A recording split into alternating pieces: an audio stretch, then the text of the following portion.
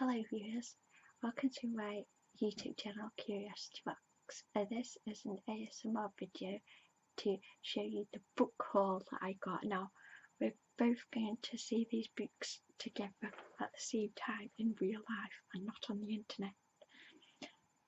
So I ordered these books from Amazon because I was just browsing what came out in the previous 30 days section.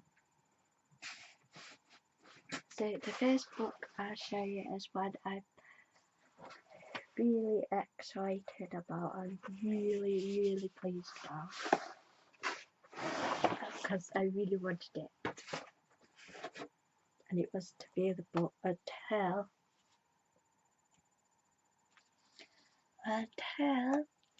Tassin have reprinted it, and I'm going to do a full flip through of this, and I'm glad it's in the wrapping so it stops me being tempted to look. This is Dali's surrealist cult. New edition, Dali's surrealistic cult cookery book. It's Salvador Dali's recipe book. So obviously I had to get it, and I've been wanting it for ages. And it's come out, so I'll be doing a full video about this. I just forgot it's meant to be ASMR, but I just really excited. So yeah, it's Dali's recipe book, so we'll be exploring this, and it's not just his recipe book, it's got these wonderful collages. So I'm really excited to get stuck in. So as it's all wrapped up, there isn't really anything else to read out to you yet, but there will be a full video about this book. So I'm really excited. It's Dali Le Diners de Gala. So excited, so go. I do have that one. I'm so excited.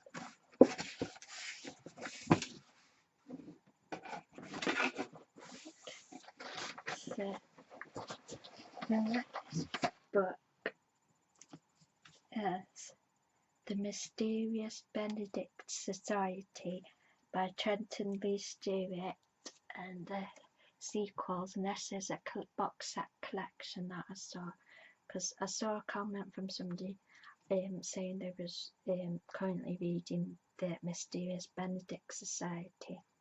So that was a comment on somebody else's video. So I looked it up on Amazon, and they had the box set, and I don't think there's anything to read out on this either because it's all wrapped up.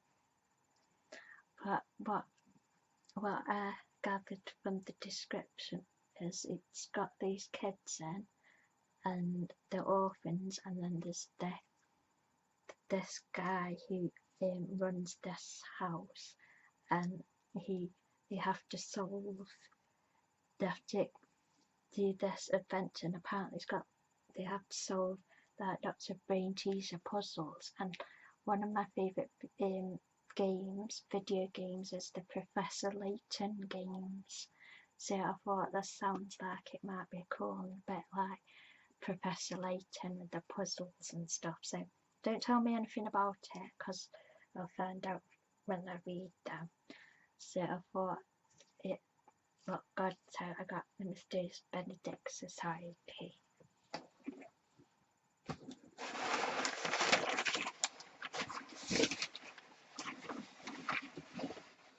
So the next book I got,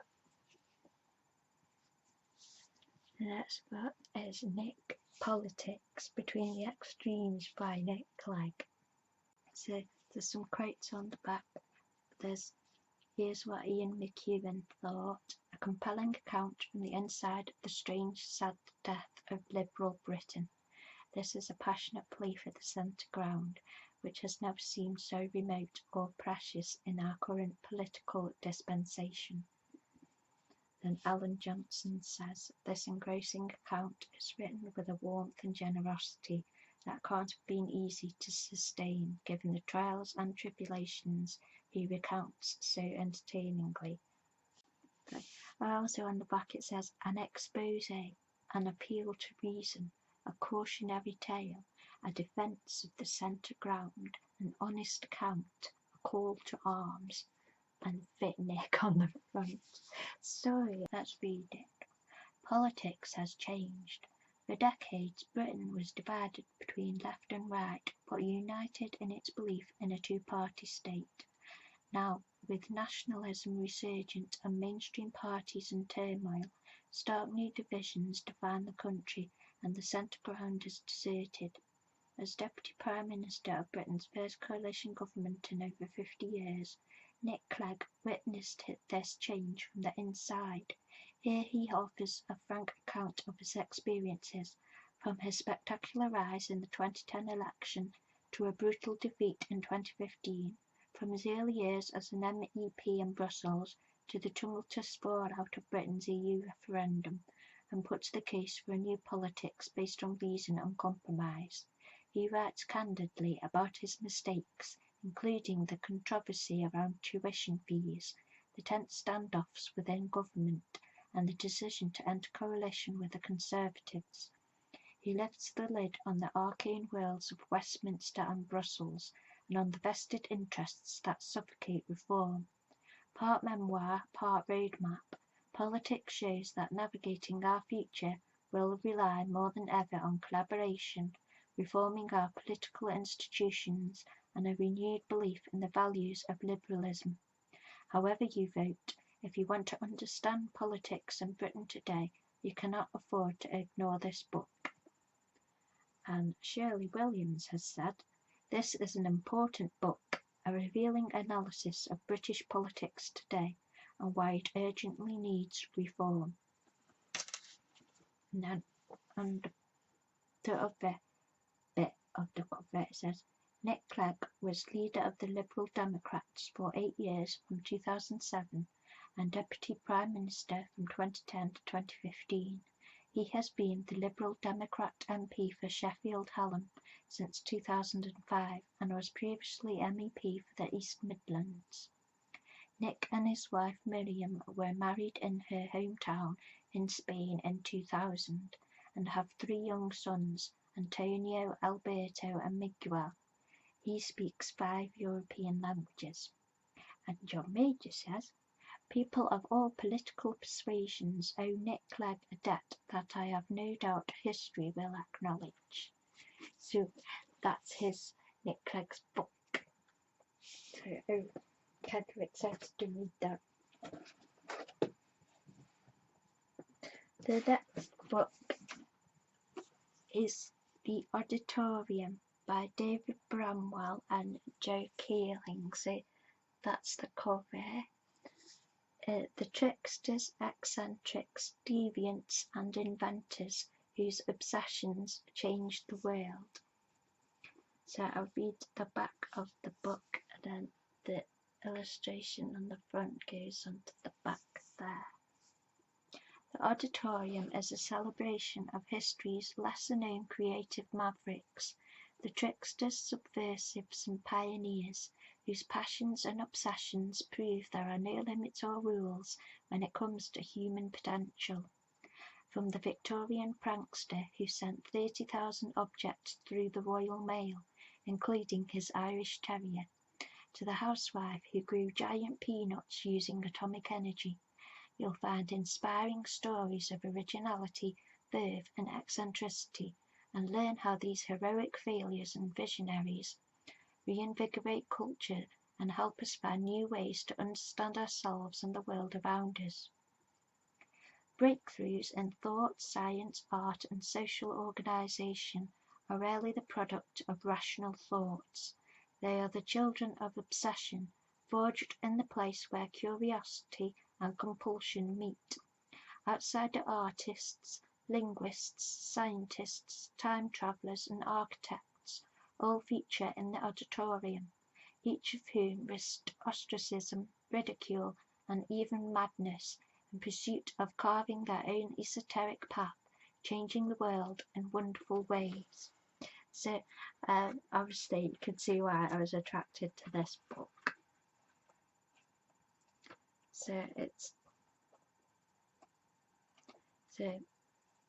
yeah, I shall read it and then review it.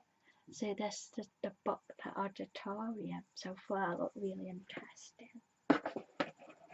The next book is Doctor Who book, 12 Doctors of Christmas. So there's a little Christmas short story with each of the doctors. And it's got this really pretty cover. And on the back of the book it says, sometimes impossible things just happen and we call them miracles. 12 festive adventures starring 12 incarnations of the ever-enduring Doctor. Bright and brilliant, these tales are filled with monsters, mayhem, merriment, and plenty of Christmas magic. So I thought I'd get this because obviously it's Doctor Who and I like the short story books. I did see the Monster Guide to Humans, I think it was, but I wasn't sure if I'd get that because they're good books, but they're quite light and pithy. So, but the storybooks are really fun. So I'm excited to read this. The next book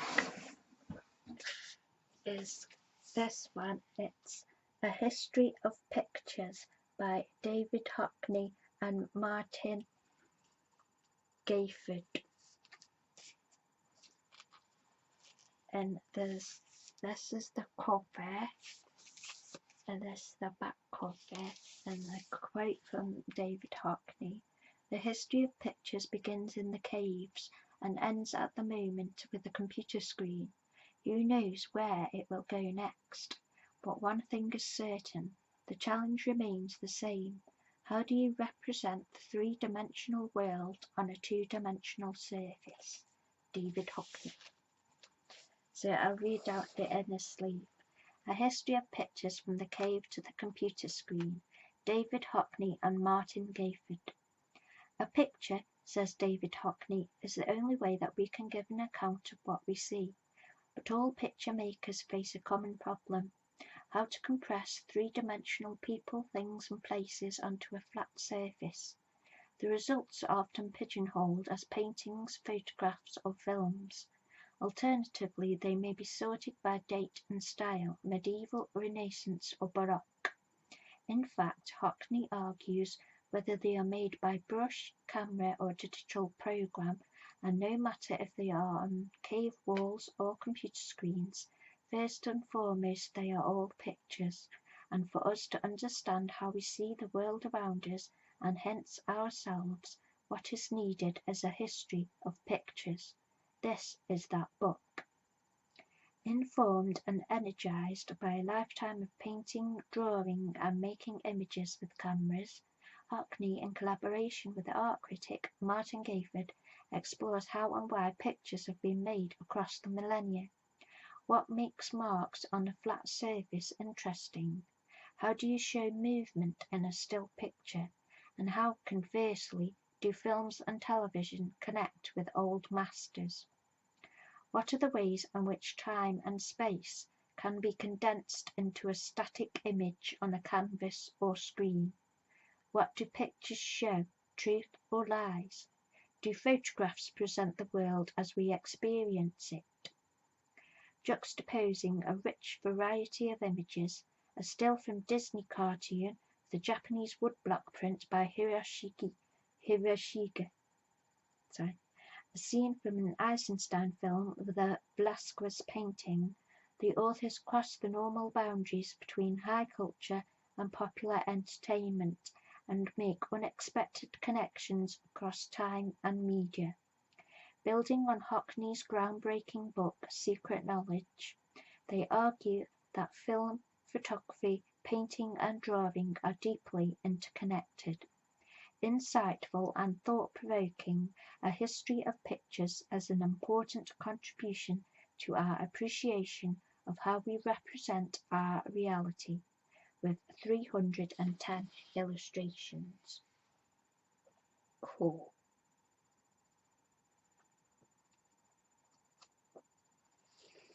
So this book looks pretty awesome.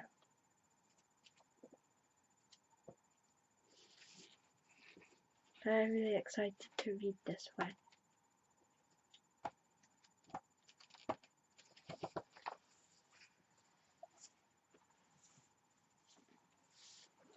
And then on the other side of the sleeve,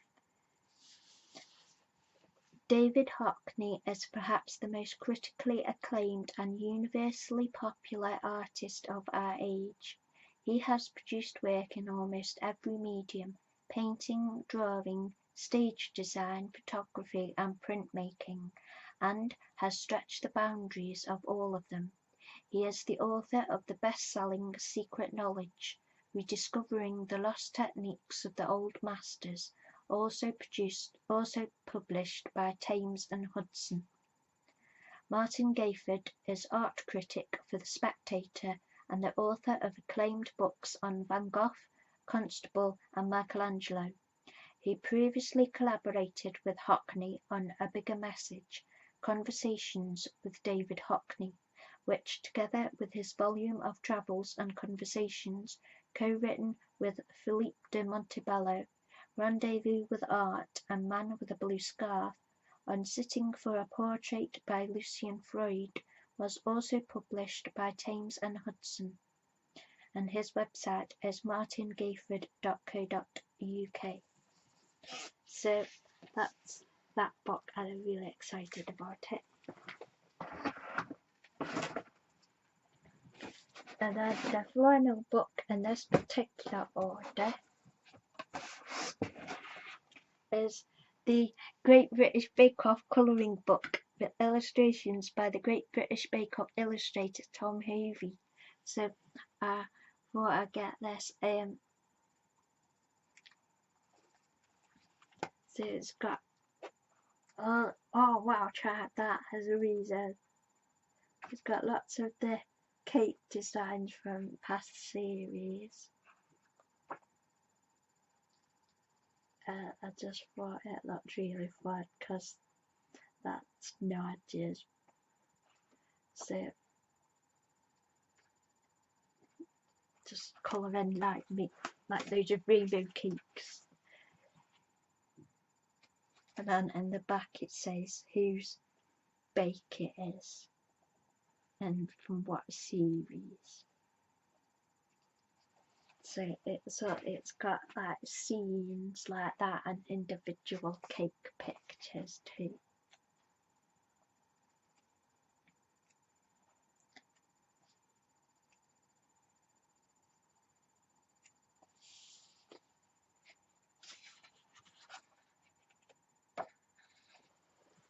And then it's got these pictures of inside the tent, which is fun.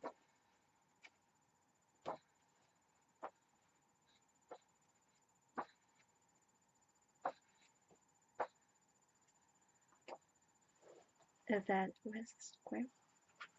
And then the big stately house where they have put the tent up. I can't find the squirrel there. Where's the squirrel? I don't know if there's a squirrel there, but that's the garden. That's the red friend.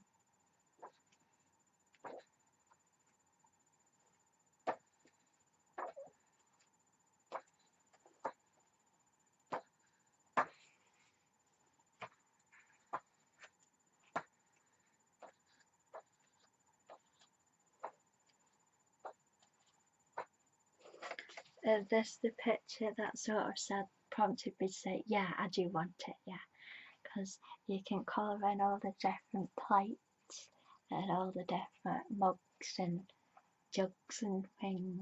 There's loads of different things to colour in. So I'm really excited. Oh, that looks good. Look at that one, it's got like loads of different. Totally good to change all the colours. Ah, this is cool. So the introduction says, "Welcome to the Great British Bake Off colouring book.